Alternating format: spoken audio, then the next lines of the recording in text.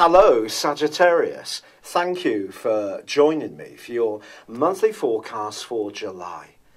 This is going to be one of the most enlivening, but perhaps also in some ways testing months for us all for some time. It certainly won't be dull, but I don't want you to have a sense of apprehension. The test can be one that you come through with flying colours.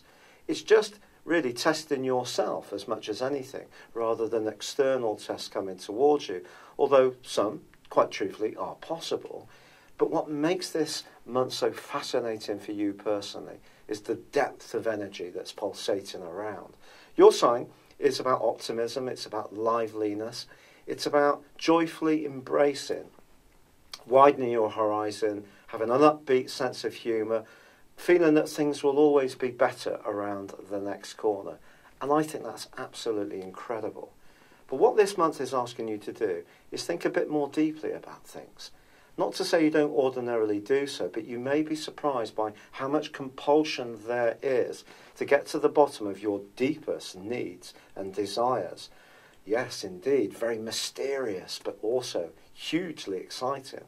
If you're interested in any kind of transformation, be it in a personal development sense, spiritually wise, in a more religious context, or perhaps in terms of your health, energy, or financial resources, if you believe in the whole concept of the spirit of attraction, then this is certainly a very important month.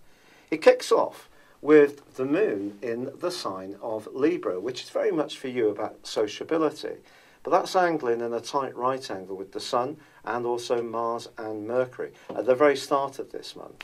So it's possible that the kind of people that you've been hanging out with and would like to hang out with may not necessarily chime in quite the way they have in the past. For example, if there are petty jealousies and squabbles or underlying tensions, these may be some that you actually find a bit oppressive. But also in the first week of this month, Mars and Pluto, the two co-rulers or co-regents of the sign of Scorpio, are in opposition. Now this is about as intense as it gets, quite honestly. And if you're footloose and fancy free, you may be amazed by the amount of energy that does circulate around you and how this plays out in the people you encounter. For example, if you meet someone for the first time, you may not even like them, but there could be one person who really draws your attention. They may have some mesmeric magnetism, which you find hugely captivating, and it can create a real sense of sexual excitement and attraction, no doubt about it. But then just as easily, if you're in a long-term relationship and you and yours are not having those sweet sensual moments in the way that you used to, or you don't find it easy to agree on the family budget, then it could see you at opposite ends of the settee, and in quite a strident way. So your commitment to situations, vis-a-vis your core values, are what can be transformed. And that's what I mean, that the changes can be within you, the challenges can be within you. And this is all coming because of Pluto. Tiny Pluto is the planet of truth, transformation, but also of secrets. And your secret desires can certainly be stirred up this month. And in week 2 even, with the Sun in opposition to Pluto too, that too can create a pulsating energy of attraction or disassociation. It just depends on your unique circumstances. Now there is 2 very beautiful changes that occur on the 5th and the 6th, as far as you're concerned specifically. Because on the 5th, Venus, the planet of relating, moves out of an essentially practical area into the sweetest of the zones it can occupy. She's going to be there for the following 28 days. This can help to bring greater harmony and equilibrium to ongoing relationships, providing there aren't these big politics that are clashing and playing out. If you are footloose and fancy free, it can be incredibly exciting for you over this next 4 weeks, because you may just find in lots of small ways that people seem more open and drawn towards you. But on the 6th, Mercury, the planet of communication, moves into your sister fire sign of Leo. This is about travel, this is about widening your horizons, higher education, publishing, international affairs, or perhaps discoveries. And all sorts of discoveries can come through a connection with one key person this month. This connection may be completely surprising because the energy of the opposition between Mars and the Sun and Pluto may bring about in you some needs and desires that at a more intellectual level you're not quite so aware of. And all this can come to the boil on the 9th on the back of the most potent of full moons, which embraces the Capricornian Pluto location. Now, Pluto in Capricorn is about maintaining the status quo in some ways. It is about orthodoxy. It is about the more established norms. But the second house is about what you enjoy on an everyday basis. So whether it's some calorific goodies, a glass of wine, or perhaps going out for dinner, or perhaps you like to live a more humble lifestyle, but you see the qualities in it from growing your own vegetables or making beautiful food from scratch.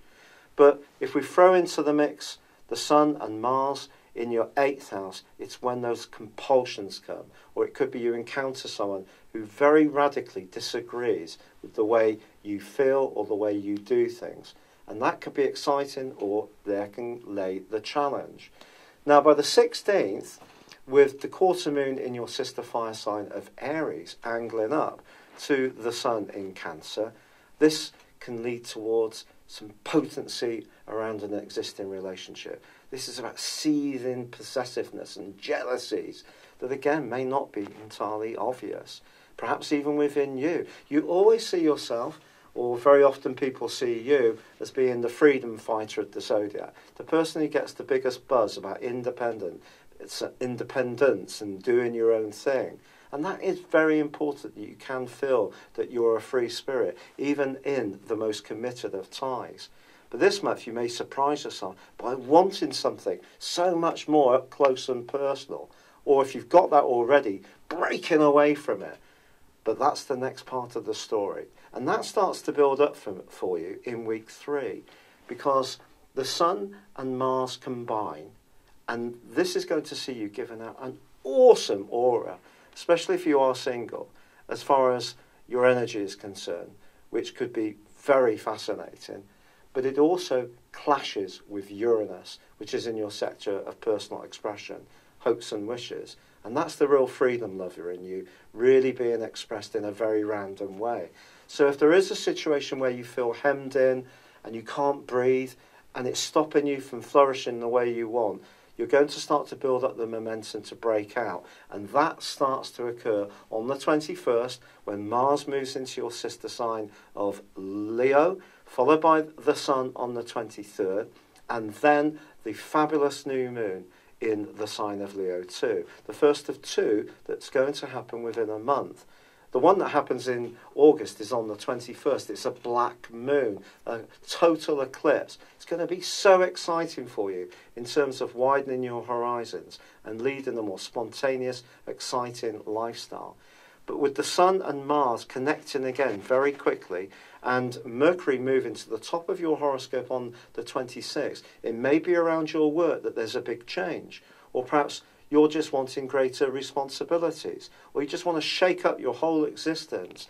Some kind of movement, travel, or new experience, or risk-taking is almost essentially going to happen towards the end of this month.